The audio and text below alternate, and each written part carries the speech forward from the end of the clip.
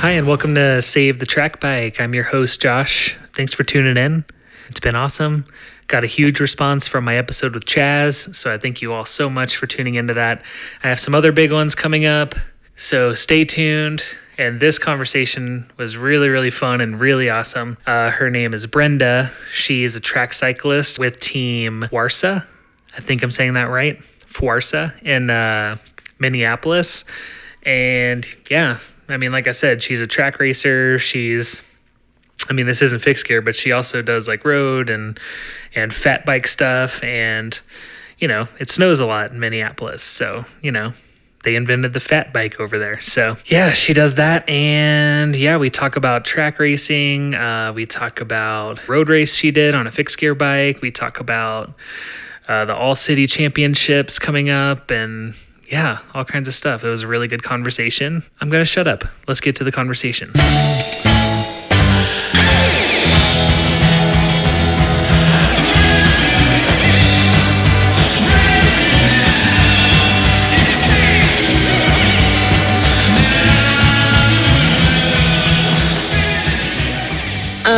I'm Brenda. I live in Minneapolis, Minnesota, and I'm a special education teacher, and I ride my bike, and that's about it.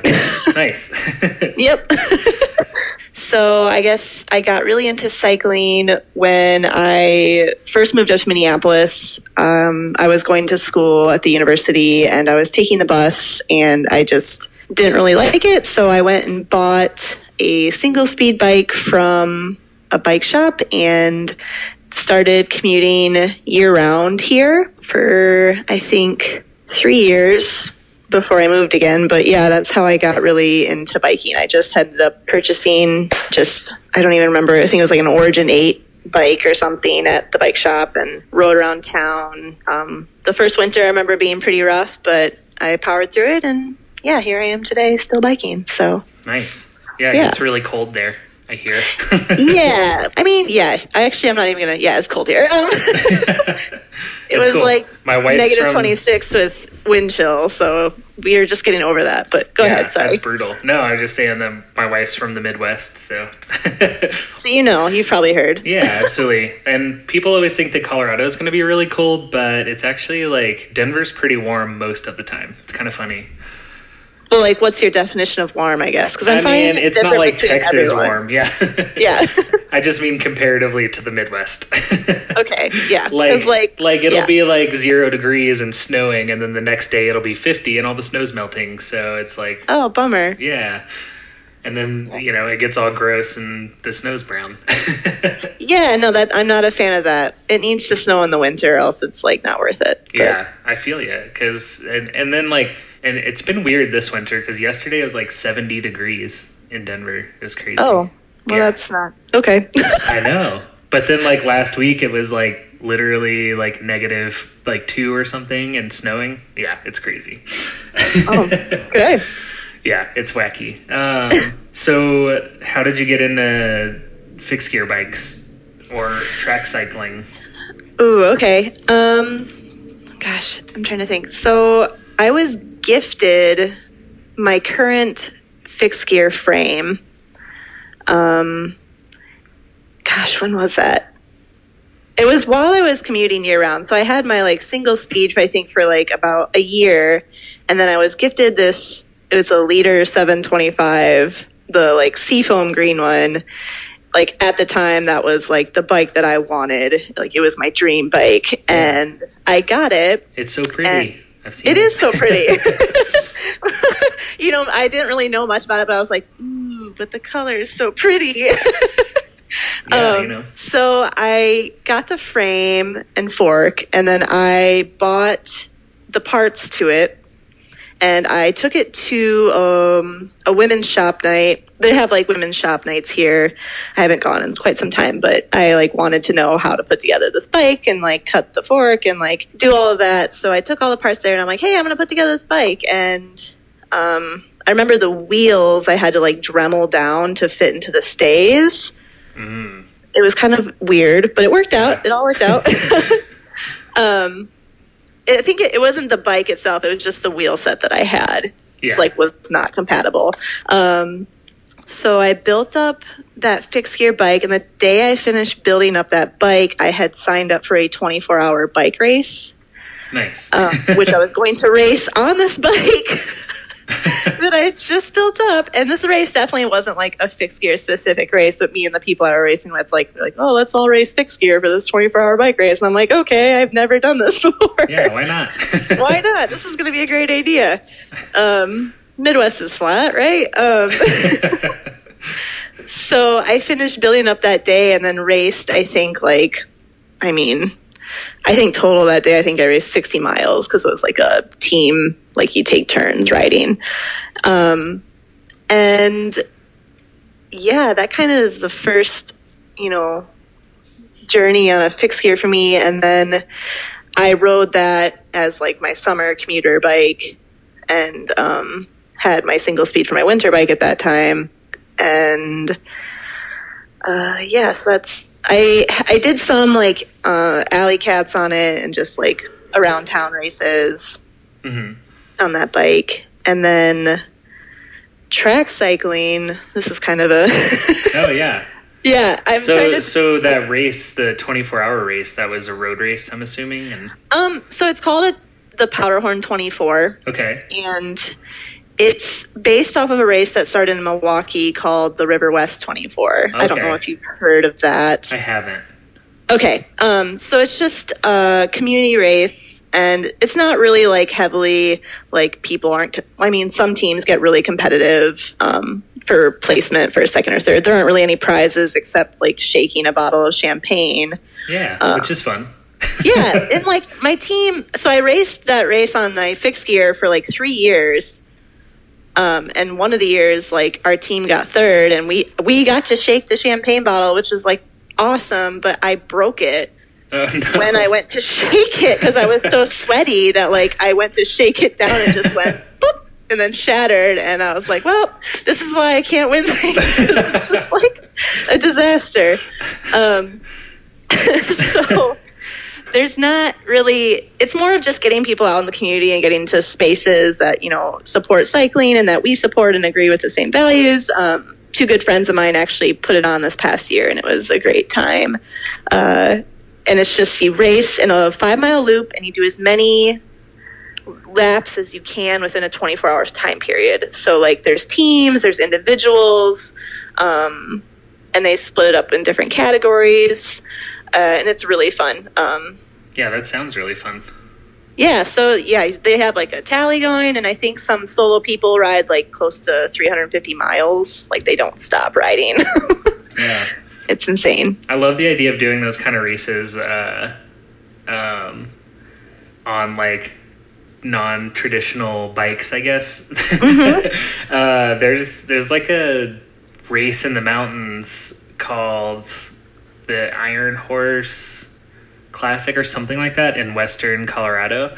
Mm-hmm. And there's this kid out there who lives in Durango, and he like fixed gear climbs all the time. That's all he does. Like, oh my gosh, every day he's posting pictures riding up mountains on a track bike.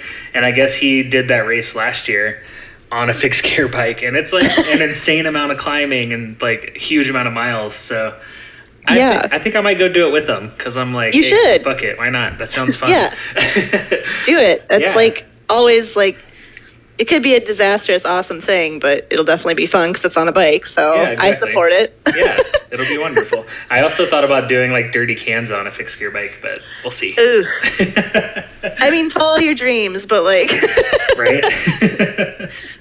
Yeah, that would be interesting. But I totally understand like what you mean, saying like doing these races on like a bike where it's like, why are you doing this to yourself? Yeah. It's like people looking at you like you're crazy. And plus, All City makes their bikes, my big block can fit cross tires on it, so why not take advantage of it?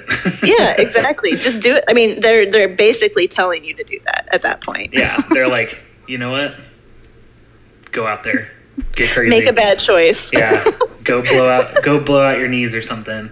Yeah, do it. I read about some dude that did what's that race in California? Grinduro. He did Grinduro fixed gear, and I guess it was like going really well until the single track, and then he crashed. No. But he finished the race.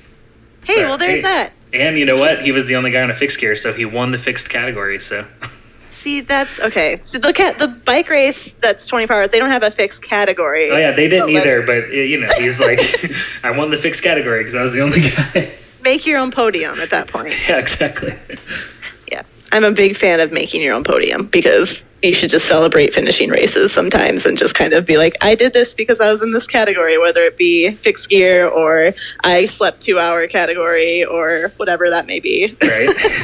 Celebrate it. Yeah, there was this, there's this Corey Hilliard.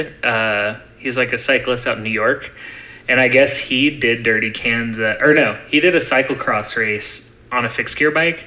Mm-hmm. And then he was the only guy that did it, and I guess they actually gave him the title world cyclocross fixed gear champion or something like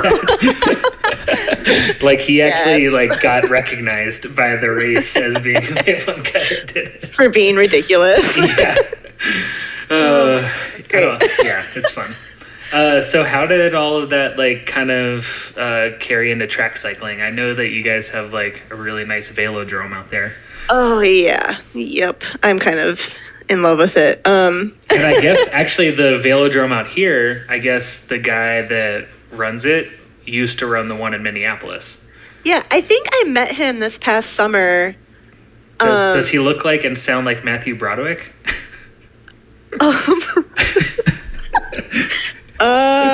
Because the guy I don't know if I met this person. Now that you say it like that, I'm like, yeah, I don't know actually. No, maybe you did. I don't know.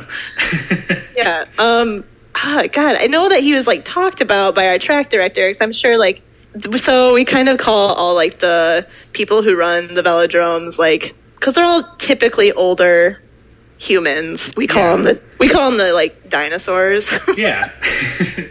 In a very endearing, great way. I love dinosaurs, so I'd be like, heck yeah, dinosaurs. Of course. Yeah, this human sounds familiar, but I don't. I've heard whispers of him at our track. Yeah. So track cycling for me, I guess, so I moved away from Minneapolis for a year and a half to teach abroad, and then I came back to go to grad school. And let me think. I got kind of just bored with the cycling that I was doing.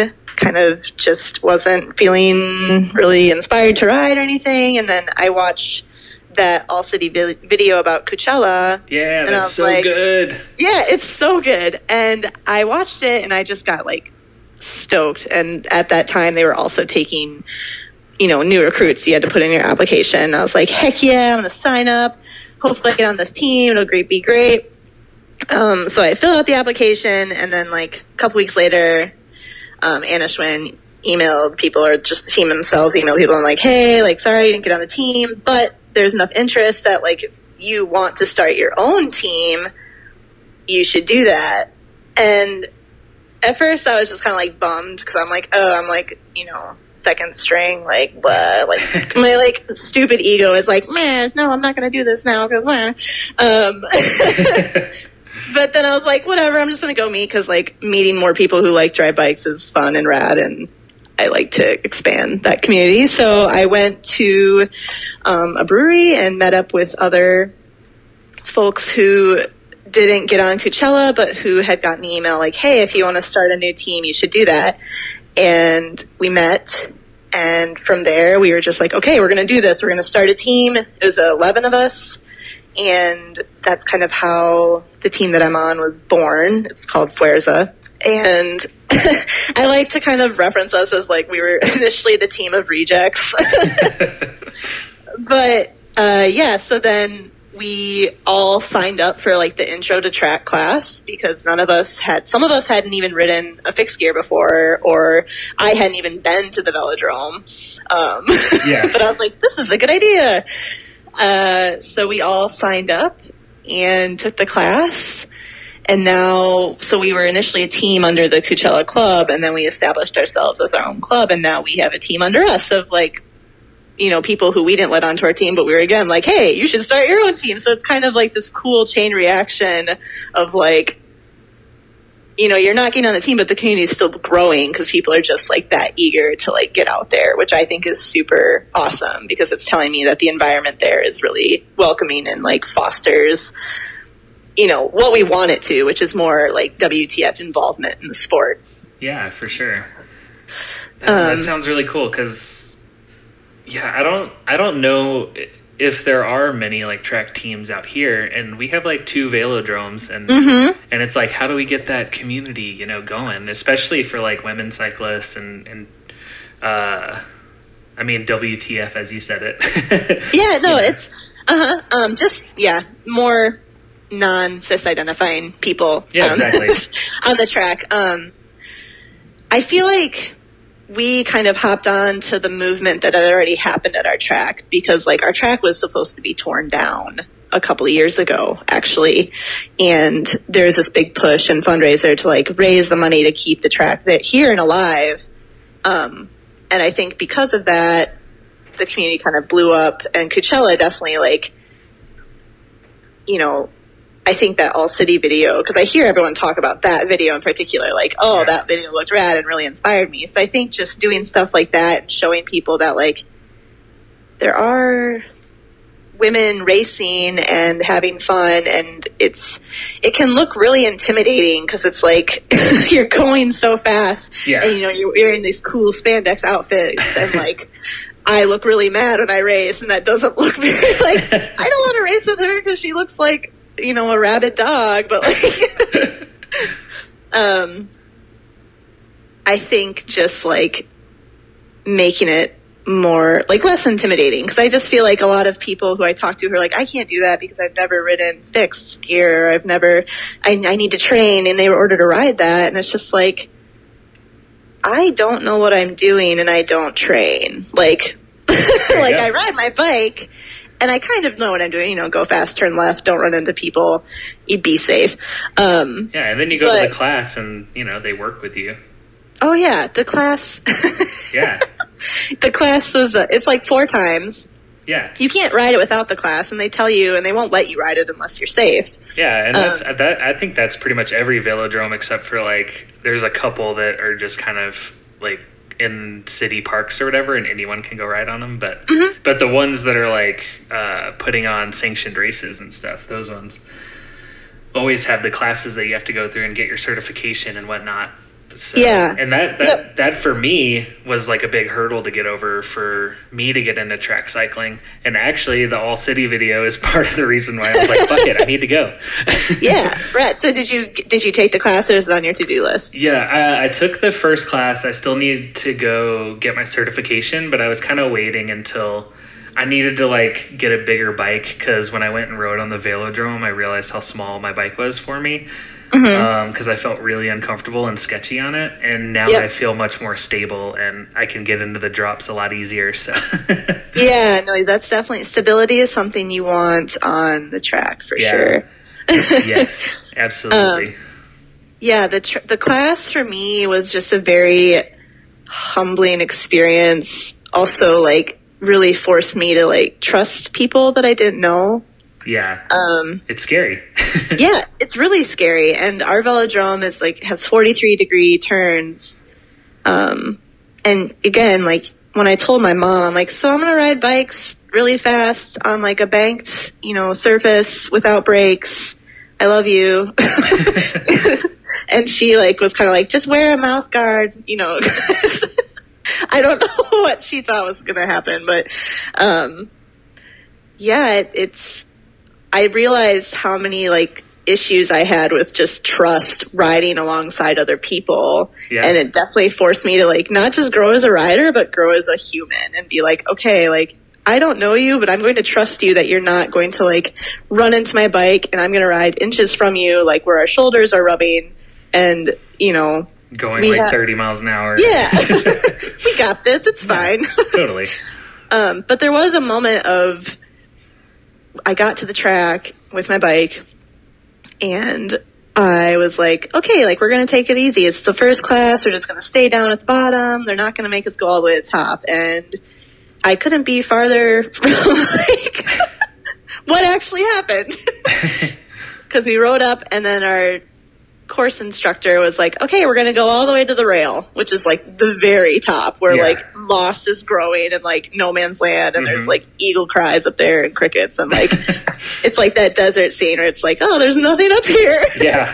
I'm pretty sure that our track in Boulder is very similar to the one in Minneapolis. I think it is. Because it's super banked like that. Yeah. Yeah. So we go and keep climbing and climbing, and at this point, like, you want to stop, but that's the one thing you can't do. Like, you have to keep going faster and faster, which just feels so, like, a build-up to disaster. But you just kind of have to, like, trust your body to do the right thing. And I'm, like, scared of heights. So getting up to, I don't really go up that high even now when I race. I have, like, my comfort zone, and I only go up there if it's life or death, and like I need to like get around someone.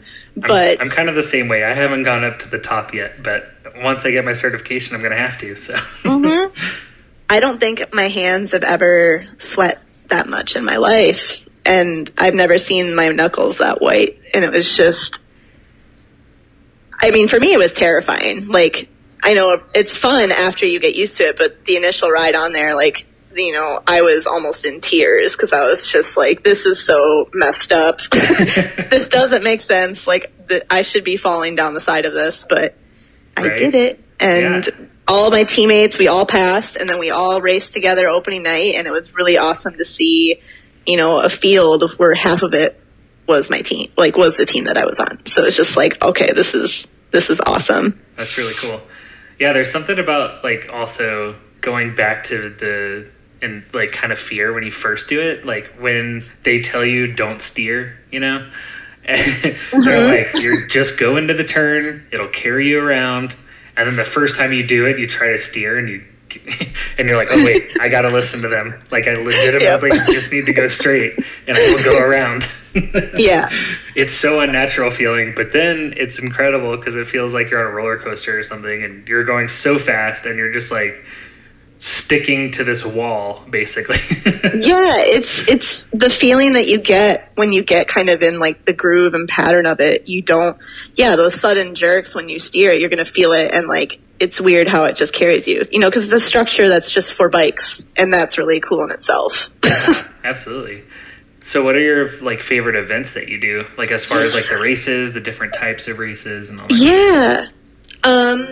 So let me think here. Well, I'm still like a Cat 4 racer. So like when you're like, I'm going to interview you, and I'm like, hey, that's okay. Yeah, no, it is okay. But I was just kind of like, I hope you're not like, what do you do for training? And I'm like, no, totally. Eat a lot of burgers. I don't know. I'm trying to get like a spectrum of like people on this, or it's like, where it's like, I really appreciate that to make it less intimidating. Exactly. It's just about like loving bikes. You know what I mean? Yeah.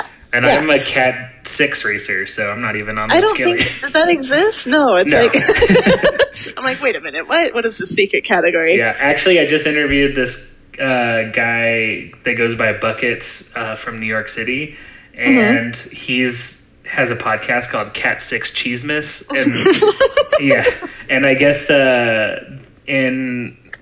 maybe it's just a New York thing because it's really the only place I've heard it, but they call Cat 6 like when somebody like creeps up on you and they give you the look, like when you're just riding and you're just minding your own business and somebody gives you the look like, I'm going to pass you and drop you right now. And then you guys all of a sudden are racing and you weren't planning on it. Yeah. So apparently that's Cat 6. So that's where I'm at. Okay. All right. Interesting.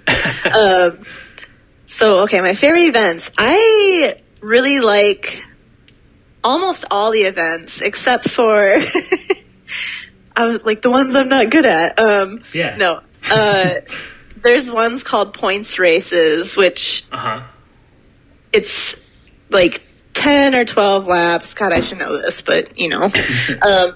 And it's just, you get points every lap. The first like 2 people or 3 people get like 3, 2, 1 points. And so basically it's like a full sprint for 12 laps. To me, anyways. I don't know. There's probably some strategy for it that I don't understand yet because I just like blow up and don't get any points. So those races are definitely like the ones that I'm not a huge fan of. I just like can't. I'm still figuring out what my body can do. Like, can I sprint, for 3 laps and just get my points to be done? Or like, do I don't know. Again, I'm figuring those races out. My favorites, I really like chariots. Those are just the 2-lap sprints. Although this past season, I kept like popping a wheelie on the track. Interesting. So not like an insane wheelie, but just like, I love them, but like you start in a standing start and you have to pedal really hard and like be thrusting your body to like get up to speed before the first turn, or else you're gonna like slide down. Yeah. Oh, for sure. So I don't know if I was just like flexing my ginormous arm muscles and just like ramping up on the first turn, but like I kept telling people like, why is my front tire popping up? And everyone's like, that's weird, I don't know. But despite that, I really love chariots. I love they're so fast. Yeah. And like going that fast is just awesome. And it's just really intense for 2 laps, and then you're done. And it's done. Unless you get into the final round, then you have to do it again. But it's just really fun to go that fast. And I feel my body work more, like doing a standing start versus starting at the rail and just like pulling myself off, like just feeling like literally all of my muscles flexing. And it's like, whoa, like I am so strong. Yeah. It's a good feeling when you get to that point, I think. Yeah. Which is what I like about crits too. Like the one I did, I was just like, oh, I'm stronger than I thought I was. So yeah, and I should do more of this. Yeah, exactly. And it's a great, like, I don't, even if you don't like get first, like you're still like, whoa, like I'm going faster than I ever imagined I could, or like I did a really great start and I got up to speed, and it's really cool. And then I also like 20 laps. I like scratch races, which are just like no points until the very last lap, because I like to just throw all my energy away in the last lap and just see where I end up. Perfect. Yeah, so like my first year that I raced, this will like forever be my favorite track story of mine. I went through like this pretty intense like breakup like midway through the season, or like at the end of the season, and I like just had a terrible week. And I remember racing Thursday nights, and my parents were up here to watch me, of course, during all of this, and I was like, oh great, like I feel like crap and I have to race in front of my parents now, who like who are very supportive, but I was just like, I feel like crap, I haven't really eaten, I'm just really pissed off and like whatever. So I go, and it was a state championship night for the 20-lap scratch race. And I remember like walking up to the rail and being like, fuck this, fuck everything. Well, I'm just going to go to the back. I don't care. I'll just do whatever. And then I was, at the back, and I was like basically the last person the entire race, like just going around and around. And then kind of was working my way up, and then I heard like the bell ring. And I was like, I'm still really angry at everything. So I'm just going to like spend all this negative energy on this last lap. And I ended up sprinting up to the front to get third. And I was like, what the hell? So it was just kind of cool. And then after that, like my racing was significantly, like I improved significantly. Yeah. And was doing really well. But it was just like it was interesting to me how like the mental, like being in a like kind of a toxic relationship up until that point, how that affected my racing so much. And then when that was all just let go, that I was able to push myself more, which is like, this is more of a mental sport than I ever imagined. But yeah, it's really interesting because whenever I do the races, I realize like one of the biggest things is just being able to get past that mental point where you're like, I can't do this anymore. And then you're like, yep. but I want to, so fuck. And then you just start pushing. Yep. Yep. Because I remember like the first crit that I did, I really thought that I wasn't going to finish. I think like on the third lap, I was like, there's no fucking way. I have to ride this fast for an hour. That's insane. And then I just remember like just keeping going and just turning off my brain and almost wanting to give up every lap. And then I just remember that last lap when you get to sprint, like you were saying, just like that sprint was just so much fun. And I just felt like I still have energy, and I just pushed that whole last straight, and it was, yeah, there was something really like rewarding about that, and it made me feel a lot like a stronger cyclist and made me really stoked to do more racing. So I feel you. Yeah, it's I think definitely like when I race the first couple laps, I'm like, oh my God, like why do I do this to myself every Thursday night? This hurts so bad. And for me, I just, God, I don't know. You do have to dig deep, and like it can be such a personal sport with such high emotions because you're like so vulnerable, I feel like, on the track. Not just from like a safety point of view, but like also like you're working. I mean, I like, even though I like am goofy at the track, I still like try my hardest in like every single race, because like why wouldn't I? Like in my brain, it's like it's not worth it if I'm not doing that. Yeah.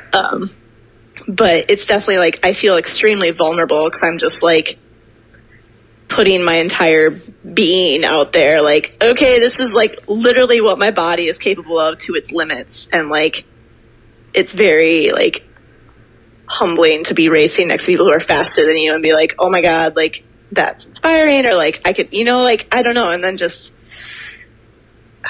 racing next to people who are doing that at the same time, it makes you feel really connected, but also like as an individual. Like yeah, the velodrome is kind of just a mess of contradictions, but not contradictions, but like, yeah, you feel as a part of a whole, but then you're like, I can feel everything about myself as well. Yeah. I feel, or that.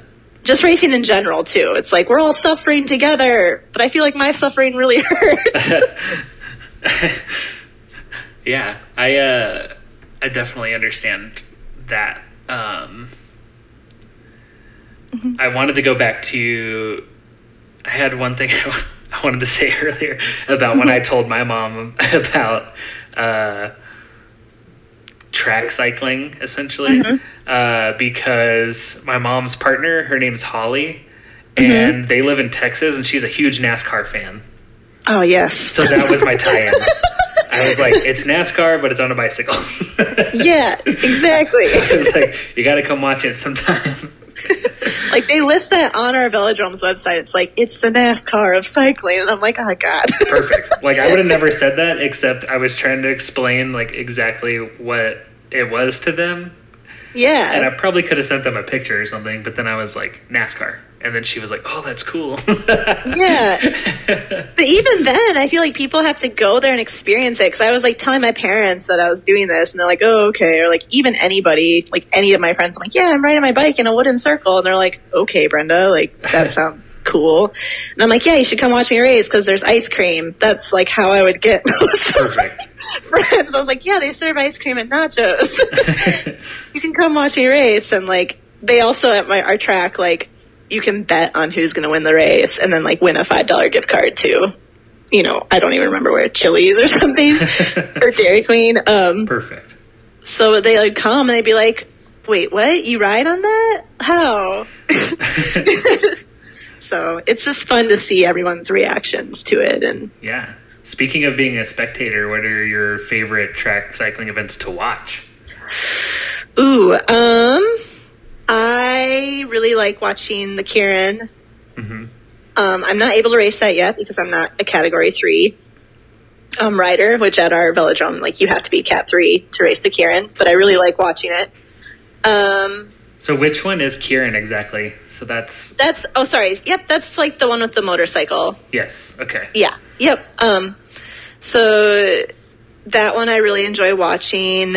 I haven't figured out what all of them are exactly yet. No, that's fine. That reminds me that like not everyone lives in that world, and I should be like explaining it more. No, it's totally fine. The Kieran, I like to watch the Madison, but also it gives me such high anxiety. Oh, me too. I was going to say that's like the most intimidating looking shit I've ever seen. Yeah. And I like really want to try it, but at the same time, just like, because they have like, they're trying to do at this track, they're trying to bring back the women's category, like have a women's only Madison, which I think would be awesome because I don't think I could race with the guys, because, you know, they're Cat 1, 2, and at that point I'm just like, or like Cat 3, 4, and that's just like a different level. Yeah. And also I just prefer to race with women.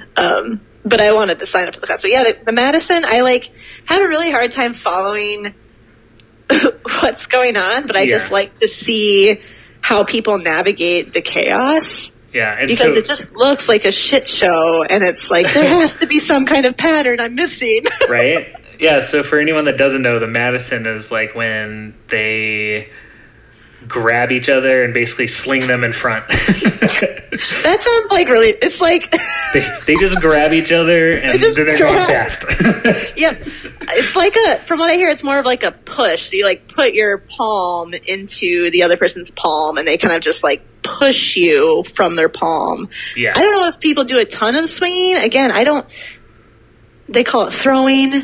That sounds really like aggressive to me. Like, I don't want anyone to throw me, but I do hear it's the best feeling ever when you're thrown. Oh, I could imagine. At speed.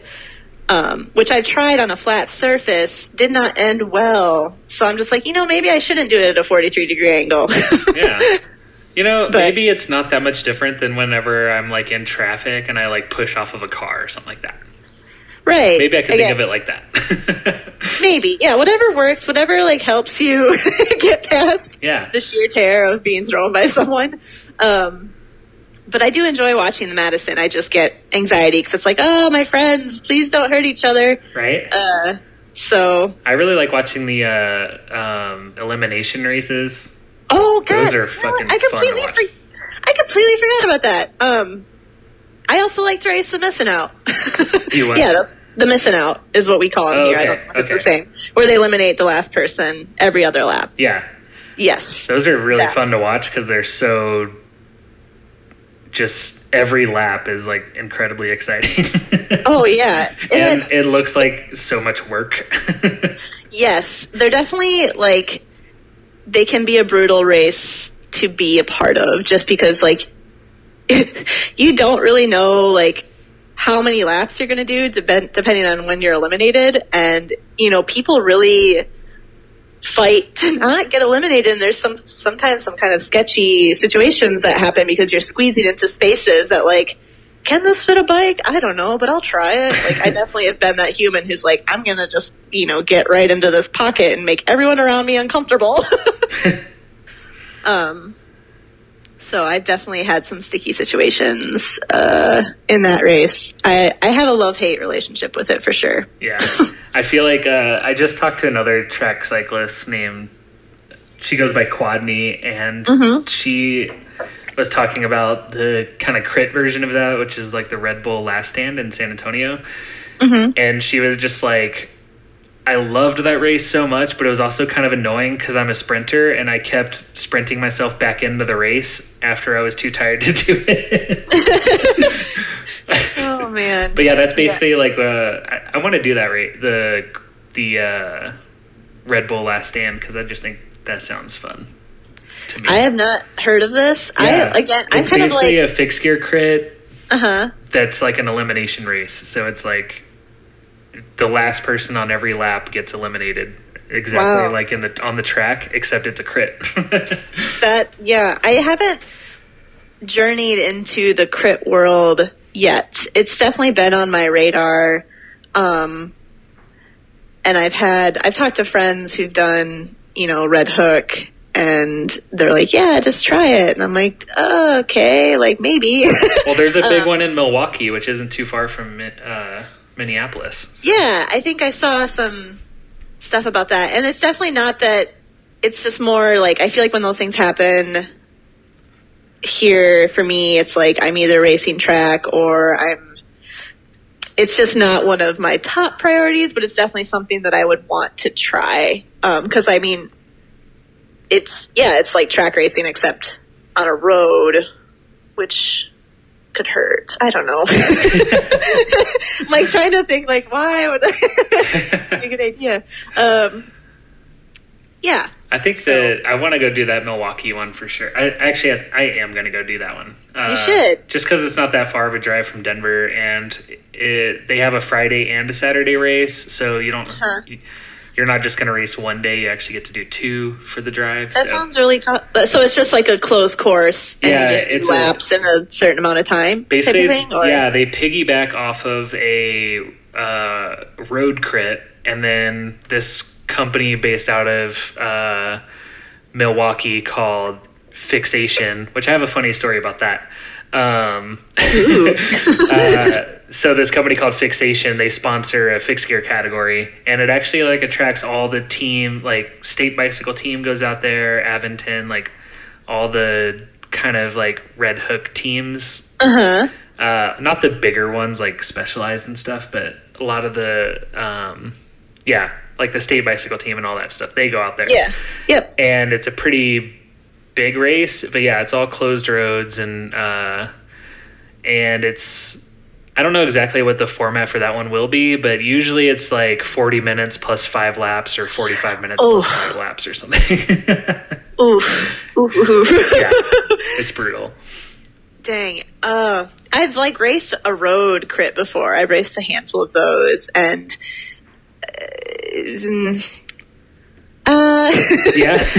I've had, they're really hard. Yeah, they are. So, but I do really like riding fixed gear. So like, to me, that's very appealing. I just feel like I've never, made an effort to schedule it, but I guess this one in Milwaukee might be doable if it's a Friday and Saturday, depending. Because Minneapolis doesn't have, I know Coachella does the Coachella Classic, and they have like a fixed crit course, but I've never done it. And it's not like, I don't know if it's still going to happen this year. What's the story with that? But I don't know of anything besides just like people riding fixed gears in races that aren't fixed gear specific. So. Yeah, for sure. Yeah, I was kind of curious because I didn't know about any fixed crits in Minneapolis, but I know that there's a huge cycling scene there. So you have Mall of America, so that's all anyone really needs to know. That's all that matters here. Everything else is crap. Yeah, why isn't there a Mall of America crit? I mean, come on. Just in the mall. Oh, Jesus. Oh, my God. That would be just around Nickelodeon Universe. Yeah. Christ. Yeah, big mall. Minneapolis, despite being, like Planet Hoth for like half the year, is the cycling scene is, alive and well. But the sad thing is, like, about our velodrome, like, it's getting torn down in 2019. No. Yeah, and yep, yeah, kind of breaks my heart in half. So it's getting torn down in 2019, just because that's when it expires. Yeah. I guess. It was built in 1990, and like it's just run its course, and like we do repairs on it every spring, and, like you can volunteer and go fix it, which is really cool in itself, like finding out how to fix it. And I'm not really a like tool person at all, so I just like paint the stripes or whatever, but like we work every spring to fix the damage that winter, does to it. But it's getting torn down in 2019, and there's efforts in place right now to have like a cycling center built with the velodrome. Having the sponsors to support that by 2019, so we're not without it. So it's definitely, it's really, I don't know, I guess it's just really sad because it's such a strong community within the velodrome. Yeah, that's and just to see that, just to see it go away, I just don't think that, I hope the cycling center happens, but it would be really, I don't know what's going to happen. I'm just like at a loss for words. I can't imagine a summer without the velodrome. It's kind of just like changed a lot of people's lives, honestly. Like just talking to my teammates and like my own experiences there, like that's kind of just like our safe place and where we go to like connect with people and like be yeah, I don't. Yeah, I feel you. That is really sad. I'm really worried about the one in Boulder. I have no idea what's happening, but it's for sale right now. So I'm like, is that going to happen there? I know. Oh, I mean, it's definitely not a lot of people know about the sport itself. Like, I talk to people and they're like, I don't know what that is. I know. At all. I'm always shocked by that. Yeah, and so it's just, it's sad that it kind of gets pushed to the back burner because it's such an interesting sport, in my opinion, and like not, I mean, I think there's like 25 velodromes in the United States or something. Yeah, something like that. So if one disappears, like that's a significant chunk of what is here. Exactly. And the one in Minneapolis also has like the biggest women's field in the country. So it's like, what's going to happen? And like all my friends are talking like, oh, we're going to move once they tear the velodrome down. Yeah. Move to Colorado Springs. It's still cheap, and the Olympics on that one, so it's not going to close down. Yeah. I mean, that's always an option. But yeah, that's like honestly a conversation people have, like, where's the closest velodrome for me to go that I can like continue to race, because it's such a big part of people's lives here. So I'm hoping something happens that, the sport can stick around here. But the cycling scene in general, like as an entire, outside of the velodrome in Minneapolis, I think is really, I think it's great. I think there's like tons of races people can do, tons of alley cats. We have like an alley cat every month. It's called like the No Name Alley Cat. I do it I've done it like 2 or 3 times maybe, and it's just like a fun, just like, oh, let's just bop around town to these different places. And I mean, obviously Super Bowl is a thing. All City puts on stuff. Cyclocross here is pretty big. Mountain biking is I'm also new to that scene, so maybe it's always been like happening, but they have mountain bike races, fat bike races. And I always feel like you run into people that you know, and yeah. Nice. That's awesome. Yeah. Yeah, it seems really cool. And you guys have like a bunch of cool companies from there, so. Yeah, I mean, we do have a lot of like All City, Surly. Eric Noren makes like Peacock Groove bikes, and we have a good scene here, I think. I don't think people expect it because it's kind of just like you live, again, in the frigid wastelands. Yeah. Why would anyone commute year-round? But, we have good bike infrastructure. And that's what I love about the middle of the country is, like, even places like Denver,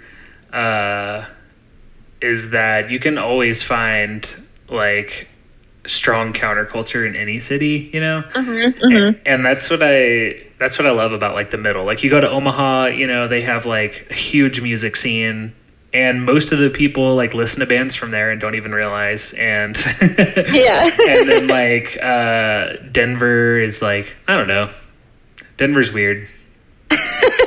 Denver's a weird place, but I haven't spent a lot of time there, but yeah, I mean, we have legal weed, I guess. So yeah, there's that. That's a thing. And there's a huge like road cycling community out here, and obviously mountain biking. Yeah, I was like, wait tons a minute. of mountain biking, and then we do have 2 velodromes, and then. But as far as like fixed gear and like crits and stuff goes, it's growing, but it's not very huge comparatively to like I don't know, bigger cities. California, it seems to be really huge. Obviously, Red Hook is really huge. Yep. But I feel like that's something that's growing. We had our first sanctioned fixed gear crit this summer. Oh, that's really cool. Yeah, it was. They just piggybacked on a road crit. But we'll see. Me and some people are thinking about trying to organize a crit at this outdoor go-kart track. Oh, wow. So hopefully they'll be down with it. We'll see. Yeah, that would be really fun. Yeah, because it's like outdoor, and it's like it's definitely wide enough for a bike race, I think. And oh yeah, it would also be really technical and fun. Yeah, I was gonna say, like, it's wide enough. Like, I'm just thinking, like, the velodrome, like, you can squeeze people on there. Yeah. And we have a lot of messengers out here and stuff. There's a collective called the Confluence Couriers, and they put on a lot of alley cats. But I've never done one. Maybe I should.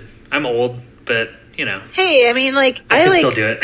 Yeah, and you can even just slow roll it or, like, have a buddy ride with you. Like, that's what I like to do with alley cats. I just like to, like, hang out and cheer people on. And sometimes I'll get competitive, sometimes I won't. I just like to go and be present at events that I care about, because I feel like if people don't show up, then that's why they disappear, like. That's true. So I think it's important to just like be there and like be a body in the masses that cares about it. Yeah, I agree. Do you want to talk about your bike setup right now? Like what you got going on? Well, I'm still riding like the Leader 725. I haven't, gotten the new bike or anything. I think I have like their carbon fork that like you can get with it. I don't have like really intense components or anything, because it's just like I'm actually like gonna walk downstairs and like look at it, because I'm like, oh, what do I have going on right now? Because I like changed a few things before the end of the season. I mean, all that stuff can get so expensive, and yeah. I mean, my main track bike is basically stock, except I just got new wheels.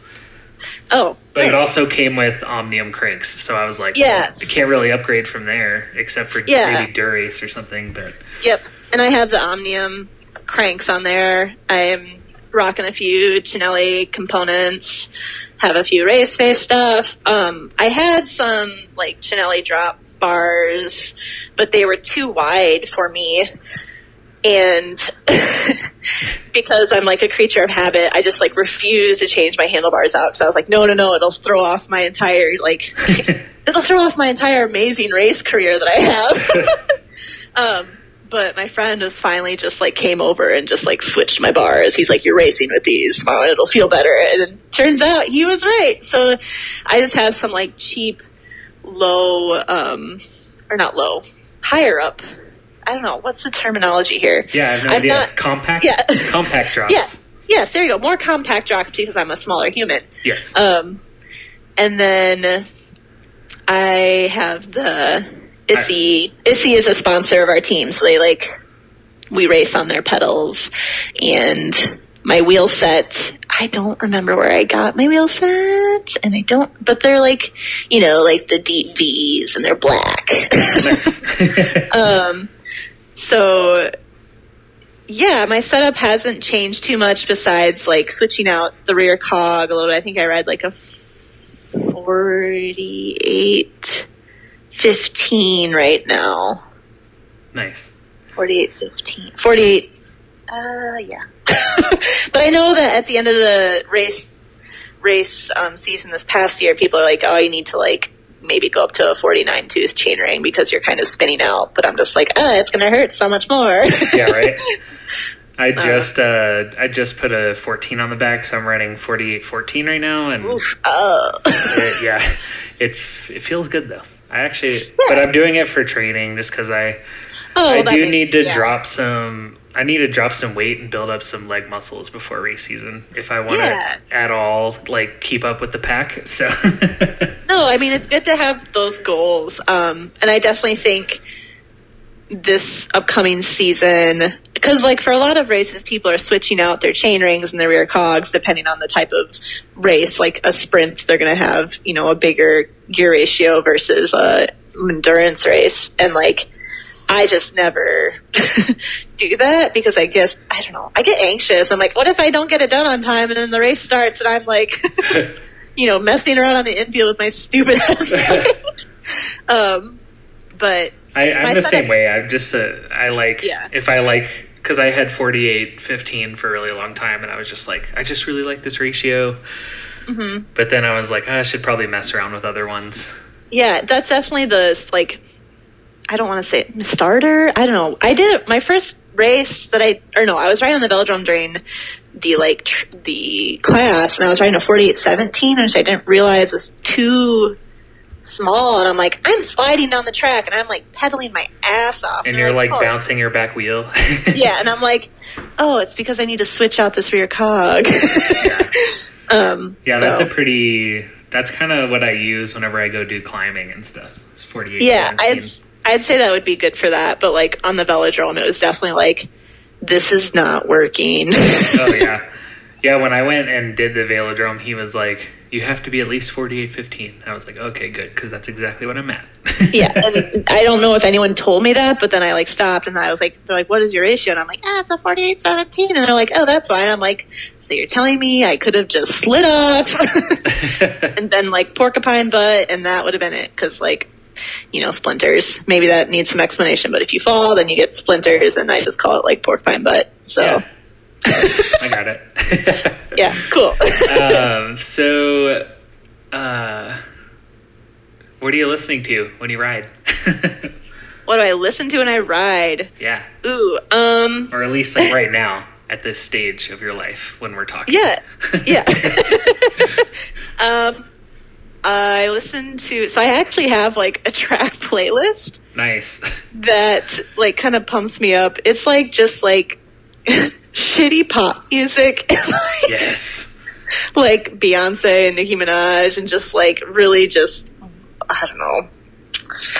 It's, you know, I have Holla Back Girl on there by Gwen Stefani. Perfect. And like just Spice Girls and like yes, Fosse, and just, I don't know, just very like songs that are just can make me happy immediately. I don't know, it's kind of a ridiculous playlist and I need to revamp it. But actually at our velodrome this past summer, they let our teams like, okay, like we're letting you decide when one of your teammates wins a race, like you guys can have a theme song that will play over the intercom. Fuck yeah. Or or like, I don't know, because our velodrome, they play music the whole time. Like we have a velodrome DJ. Yes, I want that job. Yeah, it's so good. Yeah, it's so good. So they're like, yeah, just choose a team song and we'll play it whenever your team wins. So like it was kind of funny to see what people would choose. Like I think the Taco Cat Racing team chose the song like All I Do Is Win, and someone chose Call Me Maybe. Ours is Rebel Girl by Bikini Kill. Yes, I love that song. So that's the song that plays when one of the Fuerza people wins. Fuck yeah. And yeah, it was just, so that's definitely a song that like whenever I hear it, I think of the velodrome. And our velodrome also opens up with the same song every single night. So when I hear that song, I like immediately start sweating. And I'm like, why am I sweating? Yeah. Like out in public when this song comes on. I'm like, oh yeah, because they play it at the velodrome before we start our races. Maybe we need to get like a crit series going in Minneapolis at some point. I think, yeah. I mean, if people, oh yeah, I would feel uncomfortable doing that because I've never done a crit, and I know for a course layout you want to choose something that's going to be safe. And I can think of a few places like where I've done a road crit where it would be fun. It's like on the state fairgrounds, and it's, you know, I think it'd be a great place for a fixed gear crit, but I definitely would want someone else to piggyback with me on it. Maybe it's something maybe it's something my team could do. Well, yeah. I'll throw the idea out there and see what everyone says, because they're always, you know. I'll drive out for that race and do it. You should drive out for just Thursday Night Lights, our velodrome races, if you are able. It's great. Yeah, I want to. Actually, my wife and I are going to Minneapolis at some point in the next couple months, just because we were talking about moving there. Yeah. But now that there's not going to be a velodrome, I don't know. Maybe I don't want to. Well, I'm not saying there won't be. I'm just saying there won't be the one that is here now. But it's also a good excuse to come here before they tear it down. That's true. That's very true. Because it's very unique. Plus, I like I said, I love like the middle of the country when you find all the cool stuff. Like, yeah. Like when you go to Oklahoma City and you find all the cool stuff, and then there's nice people and they're excited that you're visiting for some reason. Because no one comes. Yeah. No, I'm just kidding. No, it's true. That's how Denver used to be, but now we're like the fastest growing city in the U.S., and now it's not fun anymore. Now you're like, go back where you're from. Fuck off. Stop making my rent so expensive, asshole. Oh, very real. Yes, very real.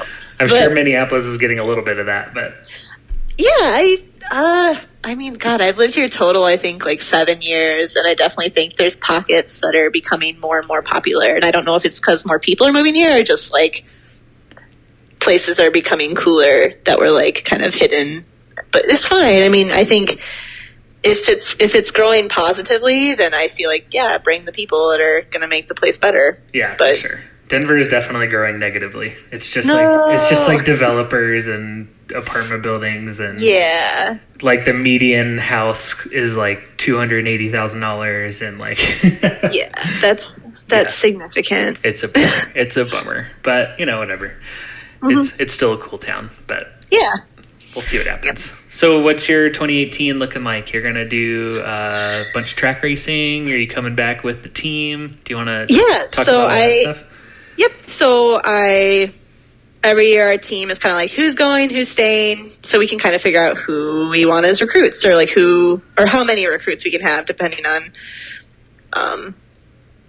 interest or whatever. And I was like, yep, I'm signing on for another year because this is the best thing ever. So I'm racing with my team, and like as a team, our contract, we're very official about it. We are required to race 5 track races. So I will at least be doing 5. I usually do every single Thursday. Perfect. This summer is going to be probably a little different because I am planning a bike packing trip, my first one, out in Idaho for like a couple weeks. So I'll be missing some racing there. So I think that'll be like, I don't know if I'll be racing at all in June, but that'll be taking up a lot of my time. But for good reason. Yeah, more bike stuff. Exactly. I can't take out bike stuff and not replace it with bike stuff. Are you going to be on your cake bike? Yes, I will be on the cake bike. That bike's so pretty. I know it's not a track bike for this podcast, but this cake bike, this fat bike is gorgeous. Yeah, it's a 24-inch fat bike. So it's kind of this thing that Eric Noren of Peacock Groove is doing for smaller humans like myself, because I don't know how tall you are or if you know short people in your life, but it's very frustrating to ride fat bikes that aren't, built for small people, because you just feel like a tiny human in I don't even know what, but it's my bike. It fits me very well. And I really like it, but yes, I will be doing it on my cake bike. And that's just kind of like what I'm planning. And then of course, track racing. I'm also, again, I want to try to do a crit. I'm just not sure with my schedule right now what ones are going to work out. And if the Milwaukee one works out, that's definitely one that I would love to try as like a starting place. But, again, I'll probably be I volunteered this past year for the 24-hour bike race as a safety person and just like watch a stoplight. So I'll probably be doing that again.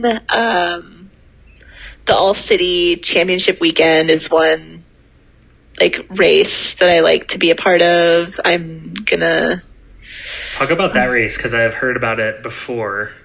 Okay. Is that what, like, didn't All-City name themselves after that race? The bike company, or was it? I am not for sure. Actually, no, I don't know. Yeah. Just because you're from there, I guess. I guess you don't have to know. I'm actually not for sure. I mean, Chipotle started out here, and I have no idea. Yeah. Why don't you know? They make a burrito. Why don't you know I know they make a burrito. The origin story is important. So that weekend is it's a whole weekend of racing, and now I'm trying to think of like what even, because I'm going to mix it up with the Super Bowl races, I know, but like the All-City Championship weekend is like, they usually do, I think like they do the Bandit Cross, which is just like, it ended up being a lot of people riding their fixed gears through the woods. Nice. Yeah, it's just kind of a silly race. Maybe some people take it seriously, but yeah. I rode it in cowboy boots, so perfect. And then I feel like then there's like the actual Alley Cat the next day, which they have different categories for that. They had a poker run category where you'd go to each stop and try to get the best poker hand by drawing like cards, which is the category that I did. And I cheated heavily.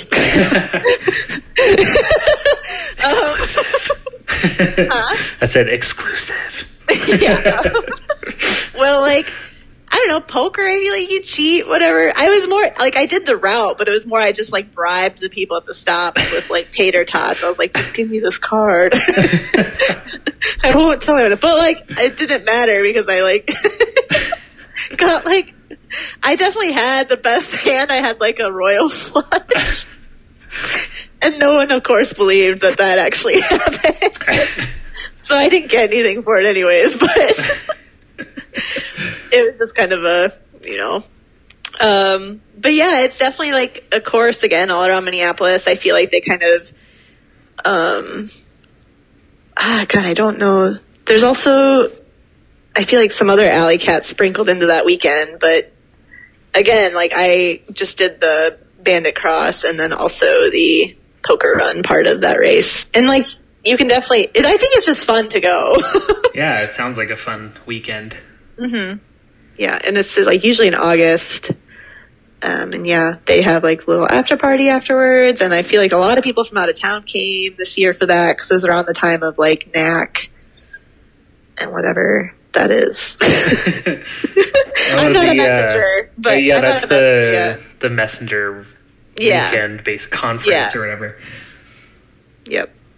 Nice. So yeah, it's a fun time. I feel like the summertime here is full of just tons of like bike stuff that you can do, and I think that's why people stay. Nice. So that's awesome. Yeah. Cool. Is there anything else you want to say before we go? No, this is great. It was great. That was fun. Thanks for doing this. Yeah, of course. Cool. Do you want people to find you or your team on Instagram? Oh, yeah, sure. So I guess my Instagram is Brenda, like DUH Gale. And my team for track is Fuerza Cycling. It's Fuerza and then cycling. I hasn't been updated in a while since we're not racing. But we're hoping to reorder some like merch, and any merch that you buy goes towards our racing fees. So buy some there's merch. That. Yeah, buy some merch, support, women's cycling. I also, like, if you want to follow Coachella and Taco Cat and Rec House Racing and Cake Team Racing and, like, all the teams out here, that'd be rad. We're trying to save a velodrome and save that community. So let's save the velodrome again. Part 2. Part 2. Save all the velodromes. Yeah, exactly. Somebody give me $4 million to buy the one in Boulder. Please. Oh man. Cool. Well, thanks again so much. I appreciate you, and good thanks luck with everything. Of course. Yeah, thanks. I'll talk to you soon, probably. Okay. Bye. Thanks. Bye.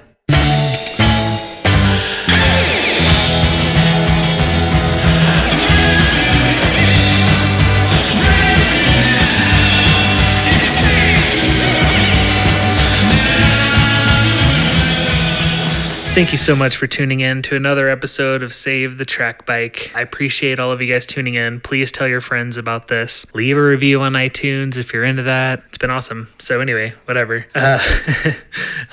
So this episode was produced by David Draper. The music is from Vitamin Pets. Go ride your bike.